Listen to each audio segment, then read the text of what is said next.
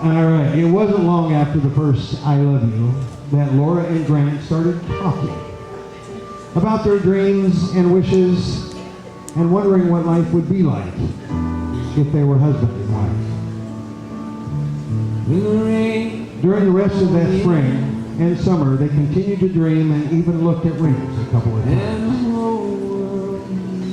In September, there's going to be a quiz on this, people.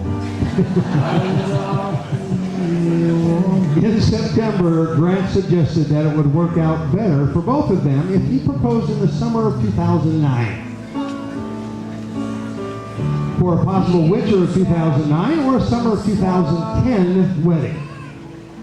Since that was the case, they decided to do a love shoot. And don't ask me what a love shoot is, but at the Capitol building by a professional photographer.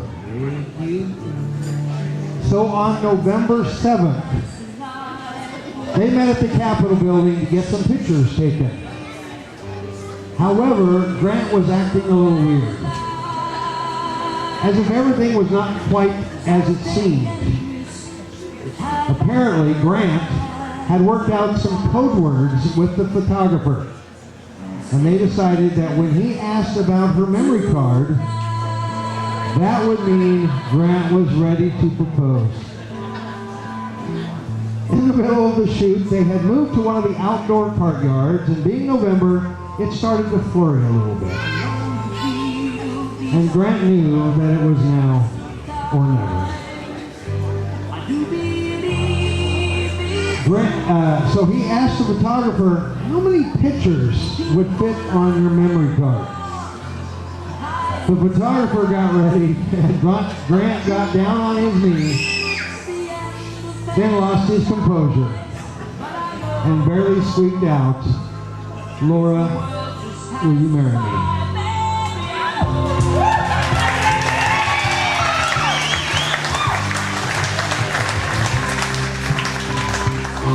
Laura smiled as only Laura can. All right, and said, of course, I will marry you. After the shoot, they decided to go to the most romantic place they could think of to plan their next move and how to tell their parents and the rest of their family and friends. So they drove to the nearest Starbucks to decide where to go from here. Since Grant's parents lived in town, they decided they would go to Dennis and Gina's house first to tell them, and then drive to Adams, Nebraska to tell Gary and Linda. When they drove up the driveway of Grant's parents' house, Laura realized that Grant still had other tricks up his sleeve. He had arranged it so that Laura's parents and all of their grandparents would meet them at his parents' house so that they would celebrate together. Apparently, he was pretty optimistic that Laura would say yes. Ladies and gentlemen, their dreams consisted of finding a day that all of their family and friends and everybody else who Grant and Laura loved would come together and celebrate the love that Grant and Laura had found in each other.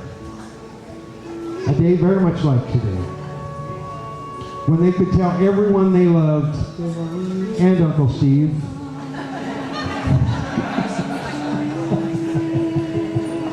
how grateful they are that you have all come to share in this time with them. One more time, friends, Laura and Grant.